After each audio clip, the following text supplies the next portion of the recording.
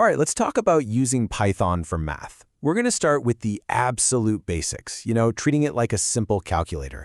But by the time we're done, you'll see how it becomes this incredibly powerful tool, pretty much a science lab on your computer. But first, let me ask you this. Has this ever happened to you? You're just starting out, you type something that seems totally obvious, like 3 divided by 2, and the computer tells you the answer is 1. It feels completely wrong, right? Well, there's actually a very good reason for it, and we're going to crack that mystery today. So here's the game plan. We'll start with Python as a smart calculator, then solve that weird division problem.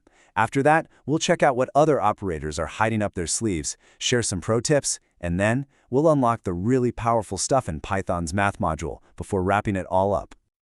Okay, first things first. Let's start on some familiar ground. At its heart, Python is a fantastic, super smart calculator, right out of the box. And for most things, Python's math works just like you'd expect. Addition, subtraction, multiplication, it's all exactly what you learned in school. No surprises there. But then we get to division, and that's where the story gets interesting. And this brings us to what I like to call the Great Python Divide. The reason you can get such wildly different answers for division really just comes down to a huge important change between different versions of Python. And here it is, the heart of the mystery. See, back in the day with Python 2, when you divided two whole numbers, it just threw away the decimal part. So 3 divided by 2 gave you 1. But in modern Python, Python 3, it does what you'd expect and gives you 1.5. This wasn't an accident. It was a big decision to make the language more intuitive for everyone. So today, when you use that single slash for division, you're doing something called true division. It doesn't matter what kind of numbers you give it, it's always going to give you back a precise answer with a decimal point, what programmers call a float. This is how we get that 1.5 that just makes sense. But what if you actually wanted that old behavior? What if you need just the whole number part? Well, Python 3 has a special tool for that, floor division, which uses a double slash. This operator always chops off the decimal and rounds down. So 3//2 gives you 1. The key takeaway here is that now you have a specific tool for each job, which is way better. Think of this table as your ultimate cheat sheet for division. In the old days of Python 2, things were a bit messy. But in Python 3, it's crystal clear. Use a single slash when you want a precise decimal answer, and use a double slash when you only care about the whole number. Simple as that. All right, we've settled the great division debate. So now, let's turn our attention to the other usual suspects of arithmetic, the plus and multiplication signs. Turns out, they've got some pretty cool secret identities. This is a really powerful idea called operator overloading. It just means that symbols like plus and times can do more than just math. You can use the plus sign to stick two pieces of text together or to combine two lists. And the multiplication sign. You can use it to repeat a piece of text or the items in a list over and over again. It's one of those things that makes Python so flexible. Okay, with the fundamentals down, it's time to level up. Let's get into some shortcuts and pro tips that will make your code look, well, more professional and work a lot more efficiently. Here's a quick one you'll see everywhere. Instead of writing a equals a plus 2, you can use this shortcut, a plus equals 2. This is called an in-place operation. It just modifies the variable directly. It's shorter, cleaner, and it's how seasoned developers write their code. And yep, it works for subtraction, multiplication, all of them. Oh, and you're going to love this one. Let's say you're dividing 9 by 4.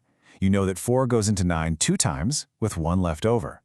Instead of doing two separate calculations to get the quotient and the remainder, you can just use this amazing built-in function called div_mod. It does both at once. It's a fantastic time saver. So far, everything we've done is built right into Python. But now, it's time for a serious upgrade. We're about to unlock Python's math module. The moment you type import math, it's like opening up a whole new toolbox. You get all the stuff you'd expect, like square roots and logarithms. You also get a full set of trigonometry functions, sine, cosine, the whole shebang. It even has specialized tools like math.hypo to instantly find the distance between 2 points, which is a lifesaver for things like games or graphics. Now here's a little detail that can be tricky. Python has a built-in function for exponents called pow, but the math module also has one. The main difference? MathPow will always give you back a number with a decimal point. The built-in one is a bit more of a multi-tool. It can even take a third number, which lets it do a special kind of math that's absolutely essential for modern cryptography. Pretty cool, huh? So you might wonder, why are there so many specialized functions in the math module? Well, it usually comes down to one crucial thing: precision. For example, when you're working with extremely tiny numbers, a standard calculation can actually lose some of its accuracy because of the way computers handle decimals.